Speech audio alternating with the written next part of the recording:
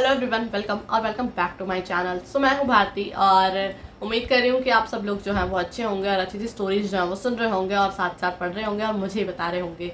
तो आज इस वीडियो में आप लोगों के साथ पॉकेट एफएम की एक न्यू रिलीज्ड ऑडियो बुक का रिव्यू जो है वो शेयर करने वाली हूँ। और ये जो ऑडियो बुक है ना, ये कह लो कि शायद हमें बहुत कुछ सिखा भी देगी। अब मैंने ऐसा क्यों कहा, ये तो देखो आप लोग पूरी वीडियो को देखोगे तो आप लोगों को चीज़ें जो है वो समझ में आ जाएगी कि स्टोरी क्या है या फिर क्या चीज़ें हैं। बट पहले मैं आप लोगों के साथ इसके डिटेल जो है ना वो शेयर कर देती हूँ। बाकी लिंक्स वगैरह जो भी होंगे मिल जाएंगे आप लोगों को डिस्क्रिप्शन बॉक्स में, वहां से जाकर जो है आप लोग इस ऑडियो बुक को सुन सकते हैं। तो ये जो स्टोरी है उसका नाम है भाग्य से जुड़े हम तुम। 4.3 इसकी रेटिंग है और जो इसके ऑथर हैं उनका नाम है अनुराग एस पांडे, ठीक है। और साथ ही साथ जो वॉइस आर्टिस्ट है उनका नाम है आरू। और इसके 102 एपिसोड्स जो हैं वो अभी तक अपलोड हुए हैं। मेन कैरेक्टर्स की बात की जाए तो वो हैं इशिका और साथ ही साथ देव, और एक और इम्पॉर्टेंट कैरेक्टर हैं जिनका नाम है ताहिरा, जो कि देव की गर्लफ्रेंड है। और देव की जो वाइफ है वो मैंने आप लोगों को बता ही दिया है, इशिका, ठीक है। अब बात कर लेते हैं इंट्रोडक्शन के बारे में, उसके बाद हम स्टोरी पर चलेंगे। तो इंट्रोडक्शन बताया गया है, एक मजबूरी में देव ने अपनी गर्लफ्रेंड ताहिरा को छोड़कर की थी इशिका से शादी, जिसकी बुनियाद 7 वचन नहीं बल्कि 7 शर्तें थी, ठीक है। नफरत से बंधी हुई इस रिश्ते को भी इशिका हर हाल में निभाना चाहती थी।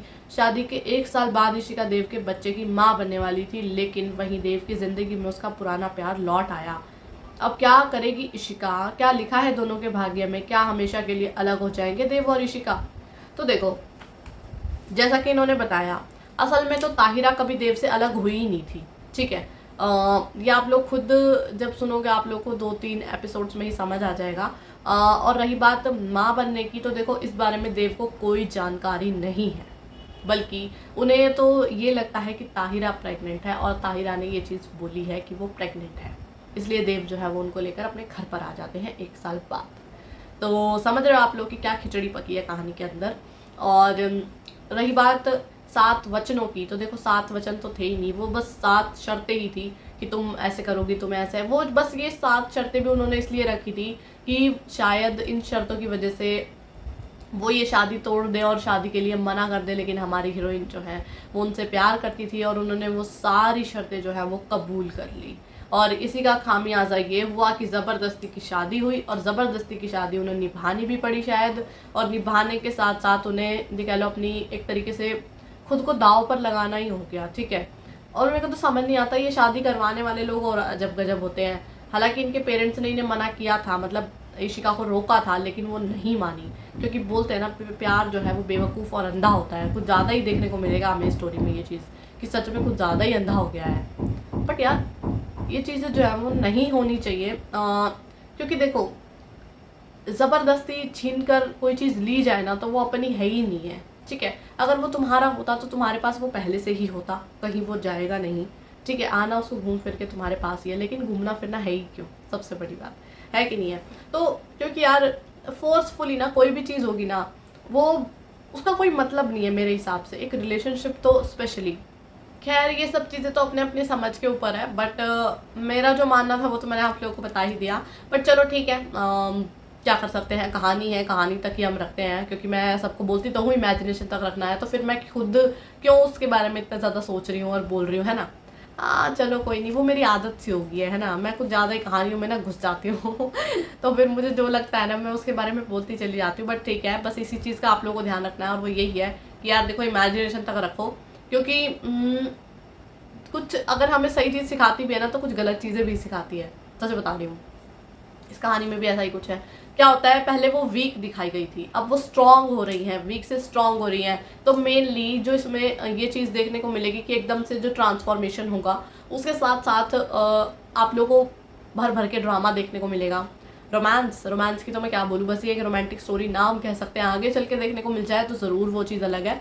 बट होगा आगे तो कुछ तो होगा ही, बट कब उनके सामने सच्चाई आएगी हमारे हीरो के सामने, और कब जो है वो सारी चीज़ों को रियलाइज़ करेंगे, और क्या उन्हें जब पता चलेगा कि ताहिरा जो है वो झूठ बोल रही है और बल्कि जो इशिका है वो प्रेग्नेंट है, तो वो क्या उनका रिएक्शन होगा, या फिर क्या वो उन्हें दोबारा से एक्सेप्ट करेंगी अपनी लाइफ में, या फिर वो उनको अब छोड़कर जो है वो चली जाएंगी। क्योंकि घर में आ जाना, अपनी मतलब एक वाइफ के होते हुए तुम अपनी गर्लफ्रेंड को अपने घर में ले आओ, तो समझ रहे हो आप लोग क्या चीज़ें होती हैं? क्या वो सारी चीज़ें आप बर्दाश्त करेंगी, रहेंगी उनके साथ, या फिर चली जाएंगी? तो बहुत सारे सवाल हैं जिनकी जवाब एक ही जगह है, वो है पॉकेट एफएम पर इस ऑडियो बुक के अंदर जो कि आप लोग सुनोगे तो आप लोग को उसके सवालों के जवाब जो है वो मिल जाएंगे।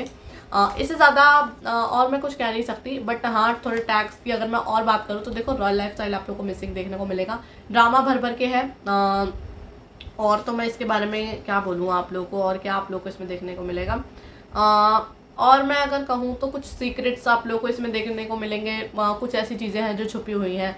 बाकी तो इतना ज़्यादा ऐसा तो अभी कुछ है नहीं है, बट धीरे धीरे जैसे स्टोरी आगे बढ़ेगी आप लोग को चीज़ें जो हैं वो देखने को मिल जाएगी।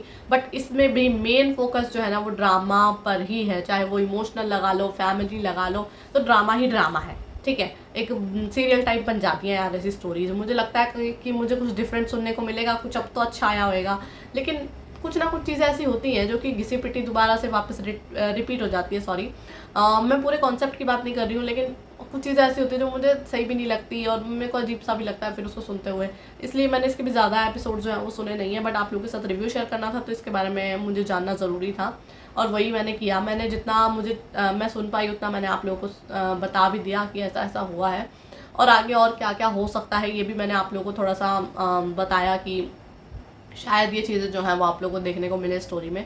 बाकी जैसे जैसे स्टोरी आगे बढ़ती है उसमें ट्विस्ट एंड टर्न्स जो है वो आते रहते हैं, और उसके बारे में सिर्फ और सिर्फ हमारी राइटर को ही पता होता है क्योंकि वो कहानी लिख रही होती हैं, ठीक है। तो रिकमेंडेशन की बात की जाए तो इच्छा आप लोगों की है, मैं रिकमेंड सबको कर रही हूँ, ठीक है। एक बार जाके सुनने में कोई प्रॉब्लम नहीं है, अपने ओपिनियंस आके मेरे साथ कमेंट बॉक्स में शेयर कर देना, और जिन लोगों ने पहले से ही सुन ली है ये, वो भी मुझे अपने कमेंट करके बताना कि आप लोग को ये ऑडियो बुक जो है वो कैसी लगी, आप लोग का क्या ओपिनियन है मैंने जो कहा उन चीज़ों को लेकर, और क्या माफ़ करना इतना ज़्यादा आसान होता है। देखो मुझे तो नहीं लगता बिल्कुल भी जो है वो आसान होता है, और मुझे लगता करना भी नहीं चाहिए, लेकिन सच बात बताऊँ जिसके साथ बीतती है ना उसको सब कुछ पता होता है कि क्या सेकंड चांस है और क्या चीज़ें नहीं हैं। बहुत दुख देती हैं ये चीज़ें, लेकिन कह नहीं सकते, कुछ भी नहीं कह सकते, ठीक है। तो अगर आप लोग बहुत ज़्यादा इमोशनल है, बहुत बहुत बहुत बहुत ज़्यादा इमोशनल है, तो यार देखो थोड़ा सोच समझ के सुन लेना, क्योंकि बुरा तो लगता ही है ना। टिश्यू लेके सुन लेना, और क्या होगा। तो ज़्यादा से ज़्यादा क्या होगा, कुछ कीमती आंसू जो है वो आपकी आंखों से बह जाएंगे, और टिश्यू की हेल्प से आप उन्हें पोंछ लीजिएगा, ठीक है। बाकी आपकी दी तो है ही यार, देखो मैं आप लोग को बता ही देती हूँ, तो आप लोग अब देख लेना आप लोग को ये कहानी सुननी है या नहीं सुननी है। लिंक तो मैं प्रोवाइड कर दूँगी डिस्क्रिप्शन बॉक्स में, वहाँ से जाकर जो आप लोग इस ऑडियो बुक को सुन सकते हैं। बस मैं उम्मीद कर रही हूँ कि आप लोगों को मेरी वीडियो और मेरी वीडियो स्टोरी को लेकर पसंद आएगा। तो अगर आप लोग मेरी वीडियो पसंद आती है तो वीडियो को लाइक करना, चैनल को सब्सक्राइब करना बिल्कुल भी ना भूलेगा। बाकी इमेजिनेशन तक रखना है, कुछ पॉजिटिव हो तो डेफिनेटली एडमायर कर सकते हैं। बाकी जब तक नेक्स्ट वीडियो आती है तब तक के लिए बाय एंड टेक केयर।